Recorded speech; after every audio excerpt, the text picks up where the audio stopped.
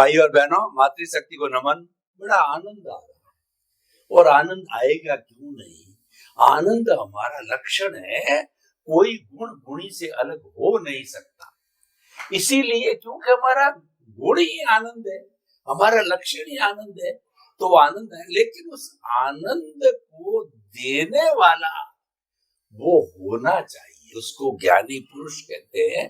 ज्ञानी पुरुष का मिलना बहुत कठिन कार्य है। इसीलिए हमेशा ऐसे भाव करो कि मुझे हर जन्म में मनुष्य जन्म मिले और मोक्ष के कर्म मिले और ज्ञानी पुरुष मिले। लेकिन हम सौभाग्यशाली ज्ञानी पुरुष स्वयं हाजिर है, उनका सानिध्य है और वो हमको आत्मज्ञान दे रहे हैं, मोक्ष का मार्ग बता रहे हैं। मोक्ष वो मार्ग बताने वाले हैं, मोक्ष दिलाने वाले नहीं है, क्योंकि मार्ग ही बता सकता है, जाना तो आपको पड़ेगा।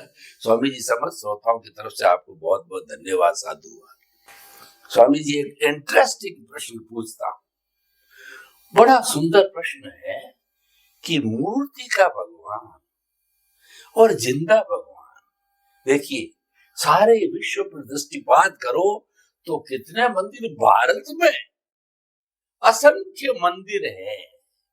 सबकी प्राण प्रतिष्ठा करके अपने अपने भगवान को बिठा करके और फिर लोग कई कई वर्षों तक वो उनकी उपासना करते अपनी अपनी विधि से और प्राप्त करते हैं। प्राप्ति का लक्ष्य होता है, कामना करते हैं, वो हो गया हमारा मूर्ति का भगवान। और आप कहते हो, दादा भगवान कहते हैं कि जिंदा भगवान तुम्हारे भीतर है, तुम बाहर कहां ढूंढ रहे हो।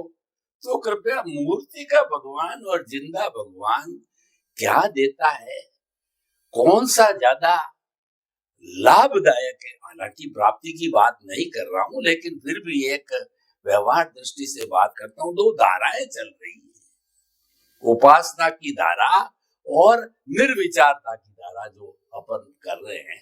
कृपया दोनों का डिफरेंस बताइए और ये डिफरेंस बता करके अपनी अपनी विधि हम किसी कटाक्ष करते हैं, लेकिन इस मानव जीवन में सबसे ज्यादा क्या लाभदायक हो सकता है दोनों में से, वो कृपया बताइए। बहुत सुंदर प्रश्न है और ये लोगों के ध्यान में रहना चाहिए। प्रश्न के लिए धन्यवाद और सभी श्रोताओं को मेरा नमस्कार।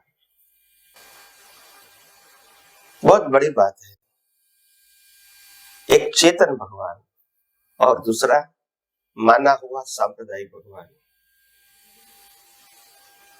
एक भगवान की हिस्ट्री है और एक भगवान शाश्वत है, जिनकी हिस्ट्री नहीं होती है।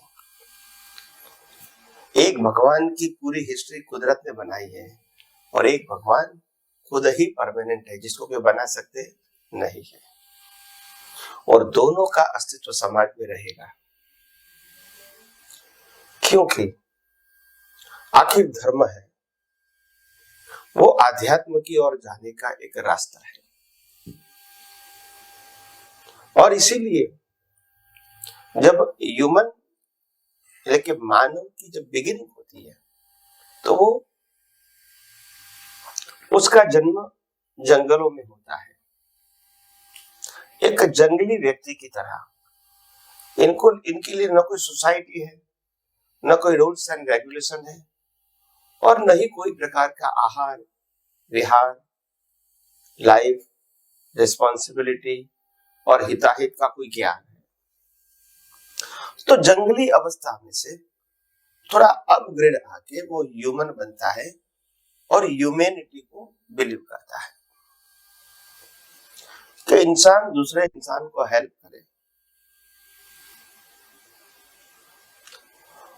वो आगे जाके उसको लगता है कि भी मैं हेल्प तो करता हूं, अच्छी बात है, मगर मेरे को और ज्यादा सुविधा चाहिए लाइफ में, तो उसके लिए पुण्य की जरूरत है। और पुण्य की प्राप्ति के लिए जो मैं प्रयास करूंगा, इससे पाप भी हो सकता है, तो उसके लिए प्रायश्चित भी होना चाहिए। तो धर्म ने पाप पुण्य और प्रायश्चित का मार्ग बताया और पुण्य के लिए पूरा फॉर्मेट बताया, और फॉर्मेट को फॉलो करके पुण्य बनाओ, और अपनी अपेक्षाओं को पूरा करने के लिए जब आप गलत रास्ते पर चले जाते हो तो पाप बंद हो जाता है, तो उसको अगर भुगतान नहीं करना है तो उसके लिए प्रायश्चित बताया। यानी मानव समाज के उत्थान के लिए ये सामाजिक और धार्मिक धर्म की स्थापना हुई, नेचुरल संजोगों के अधीन, क्योंकि ये जीवन जीने का एक स्टेप है।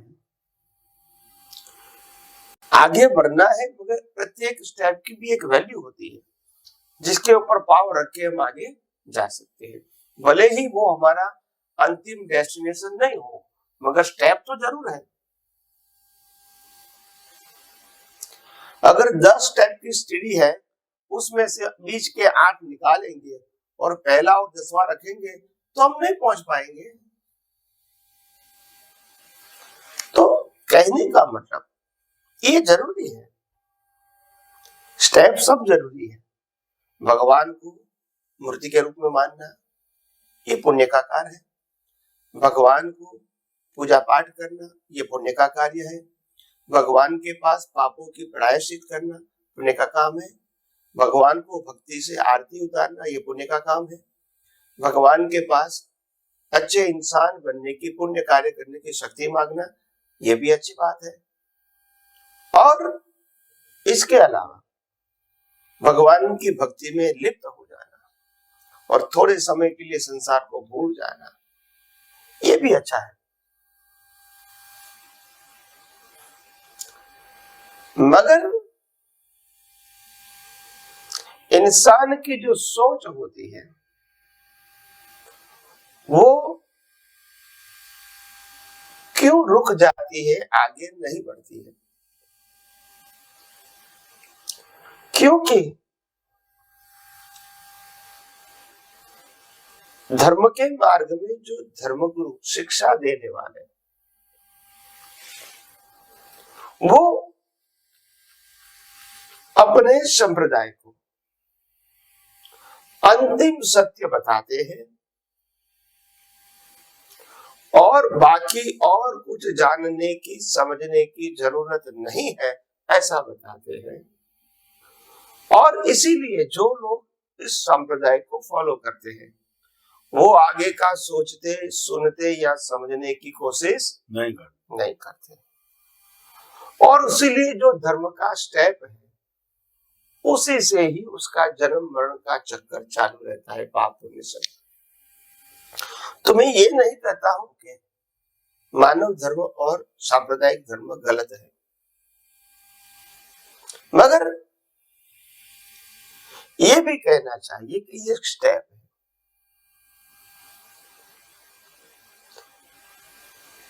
स्टेप कभी डेस्टिनेशन नहीं बन सकता है, मगर डेस्टिनेशन की ओर पहुंचने का एक रास्ता जरूर बन सकता है, एक आधार जरूर बन सकता है। ये बताना चाहिए हर धर्म वाले जो अलग अलग प्रकार की बात करते हैं वो क्यों अलग अलग प्रकार की बात करते हैं? क्या जानबूझ के करते हैं? नहीं।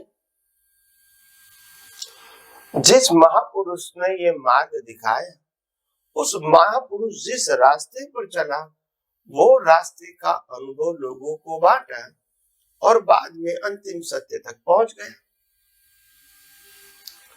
मगर अंतिम सत्य तक पहुंचने के लिए एक ही रास्ता नहीं है, डेस्टिनेशन एक है, रास्ता अनेक है। और इसलिए सभी महापुरुषों ने अपने अपने अनुभव का रास्ता बताया अंतिम सत्य को पहुंचने के लिए। अभी कहेंगे कि रास्ते में फिर तो इतना डिफरेंस क्यों आ गया? तो एक एग्जाम्पल से मालूम हो जाएगा। जैसे हिमालय की टोच पर जाना ये हमारा डेस्टिनेशन है। भारत में से भी बहुत सारे रास्ते हिमालय की टोच के ऊपर ले जाता है, नेपाल के अंदर से भी ले जाता है, चाइना का कोई अक्साई चीन का हिस्सा है, वहां से भी आप नेपाल हिमालय जा सकते हैं, भूटान से भी जा सकते, भूटान से भी जा सकते हैं। कहने का मतलब ये है तिब्बत से भी, नेपाल से भी जा सकते हैं, तिब्बत से भी जा सकते हैं। मेरा कहने का मतलब ये है, जो व्यक्ति नेपाल से टोच पर जाएगी तो वो अपना अनुभव नेपाल से टोच पर कैसे गए वही तो बताएगी। जो भारत में से जाएगा वो भारत के रास्ते पर टोच पर कैसे जाएगा वही अनुभव बताएगा। जो नेपाल से जाएगा वो नेपाल से टोच पर गया वही अनुभव बताएगा। जो भूटान से जाएगा वो भूटान से टोच पर कैसे गया वही बताएगा। जो चाइना से जाएगा वो चाइना से टोच पर कैसे गया वही बताएगा। तो डेस्टिनेशन तो एक है, मगर रास्ता अलग होने के नाते जो जो रास्ते पर वो गए वो अनुभव लोगों को शेयर किया। यानी शेयर करने वाले गलत नहीं थे। क्या बताया? गलत नहीं थे, मगर ये रास्ता है, डेस्टिनेशन नहीं है, वो बताना उनकी परंपरा में लोग भूल गए हैं कि ये रास्ता बताया है, डेस्टिनेशन तो हमारा सबका एक ही है। तो अंतर रास्ते में है। तो जो रास्ते में अंतर दिखा गया है तो हम हो सके कि उन अवस्था में उनको एक ही रास्ता मिला और पहुंचे। हम अगर इस रास्ते से कोई अच्छा सरल रास्ता मिलता है तो हम देखें। हम ये नहीं कहते कि ये गलत रास्ता है, मगर आपने रास्ते को ही अंतिम सत्य बना दिया तो फिर डेस्टिनेशन नहीं मिलेगा। तो बात ऐसी हो गई सभी धर्मों में, और इसीलिए सब रास्ते में ही भटक गए और एक दूसरा व्यक्ति रास्ते के ही कंपटीशन में लगे कि तुम्हारा भगवान अलग हमारा भगवान अलग, तुम्हारा मंदिर अलग हमारा मंदिर अलग, तुम्हारे मंत्र अलग हमारे मंत्र, रिलेटिव ट्रूथ, व्यू पॉइंट में चले। तो क्या करेंगे भाई? वो तो रास्ता था, वो डेस्टिनेशन नहीं है। तो कहने का मतलब आध्यात्म विज्ञान आपको रास्ता भी दिखाता है और डेस्टिनेशन की भी जागृति देता है। और डेस्टिनेशन अंतिम सत्य है, रास्ता अंतिम सत्य नहीं हो सकता है। रास्ता चेंज नहीं हो सकता है, मगर डेस्टिनेशन हर समय लक्ष्य में रख देगा। तो इम्पोर्टेंट बात यह है कि हम सब रास्ते की अनुभूति की जो जड़ता होती, अवस्था होती, इसमें ऐसे पड़ गए, फंस गए और फिर बाद में धर्मगुरुओं के माध्यम से इतने कट्टर हो गए कि हम खुद डेस्टिनेशन ही भूल गए। हम ये भूल गए कि राम कृष्ण महावीर ने जो रास्ता बताया वो डेस्टिनेशन के लिए बताया, उनके पास पहुंचने का रास्ता नहीं, वो जहां पहुंचे थे उस पहुंचने का रास्ता अनुभव से बताया। हम तो समझे रामकृष्ण महावीर को मानना वही तो डेस्टिनेशन है हमारा। ये गलती हो गई। समझ में आया? उन्होंने अनुभव से रास्ता बताया, वो गाइड थे, मार्गदर्शक थे, वो अनुभवी थे, मगर हमने समझा हमको जो बताने वाला है उसको ही अनुभव करना है, वो उसको नहीं करना। उन्होंने जो रास्ता बताया वो अंतिम सत्य जो सबका एक ही होता है वो बताया। तो ऐसी गड़बड़ हो गई और फिर इसको सुधारने वाला तो कोई होता नहीं है, क्योंकि हर धर्म इतना परिपक्व हो गया कट्टरता के माध्यम से कि कौन गलतियां को स्वीकार करेंगे। वो कहेंगे हम जो बताते हैं, हम मानते हैं, हम फॉलो करते हैं, वही सही है। तो मगर ये आध्यात्म विज्ञान का एक नम्र प्रयास है कि लोग रास्ते को भी जाने, अंतिम सत्य को भी जाने और रास्ते के अंदर जो जो कुछ बिलीफ है इसको भी जाने और पास करके आगे बढ़े। यही हमारी तो भावना है। तो इसीलिए ये आध्यात्म विज्ञान है जो इतने सारे धर्म है इसको गलत नहीं मानते हैं, मगर धर्म के अंदर ही अंतिम सत्य मान लेना ये सोच सही नहीं है। अंतिम सोच रामकृष्ण महावीर नहीं है, अंतिम सोच है रामकृष्ण महावीर कहाँ पहुंचे, वो अंतिम सत्य है। और हमारी खोज वो अंतिम सत्य की होनी चाहिए।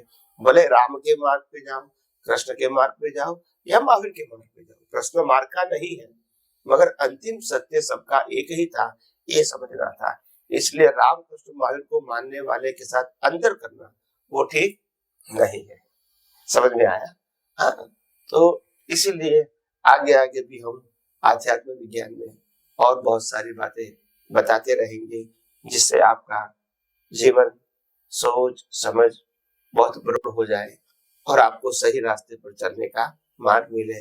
यही मेरी शुभकामना। स्वामी जी, समस्त श्रोताओं की तरफ आपको बहुत बहुत धन्यवाद। मेरी बुद्धि स्पष्ट हुई कि आपने मूर्ति का भगवान और जिंदा भगवान है वो स्टेप बाय स्टेप पड़ाव बताए। पड़ाव से ही हम अल्टीमेट डेस्टिनेशन तक जाते हैं। वो अल्टीमेट डेस्टिनेशन है, वो सनातन सत्य सिद्धांत पर आधारित है, कभी बदलता नहीं है, वो शाश्वत है।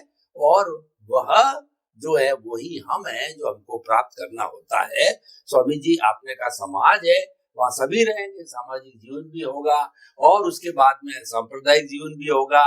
लेकिन जो ये सब पड़ाव है, इन पड़ाव को अल्टीमेट मानना ये रॉन्ग बिलीफ है, ये अज्ञान है और उसी को ही मानते हैं। इसको ठीक करने के लिए ज्ञानी पुरुष की आवश्यकता होती है।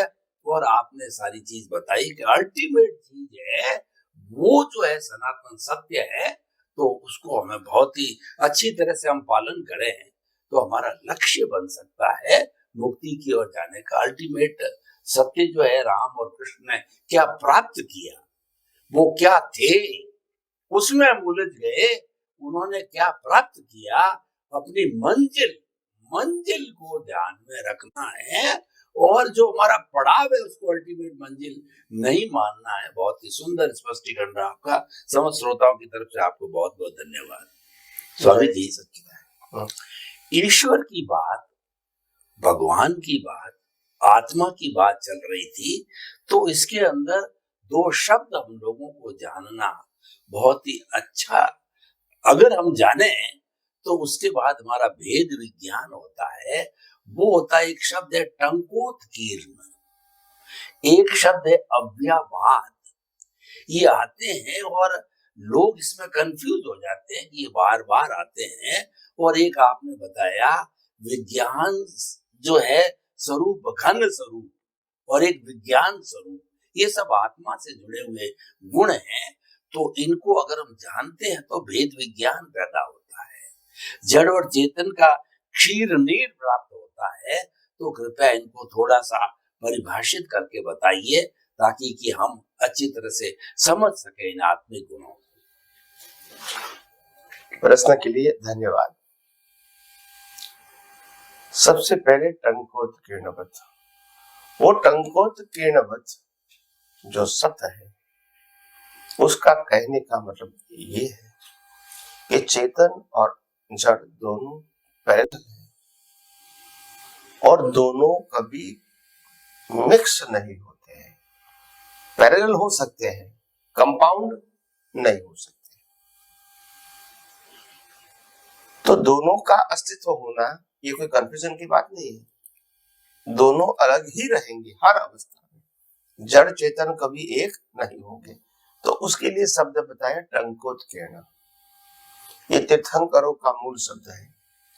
और अगर लौकिक भाषा में उसको एग्जाम्पल के रूप में समझा जाए तो पानी के अंदर अगर तेल डाल दिया तो तेल और पानी मिक्स नहीं होगा, क्योंकि दोनों का जो एग्जिस्टेंस क्वालिटी है, फंडामेंटल क्वालिटी, वही डिफरेंस है।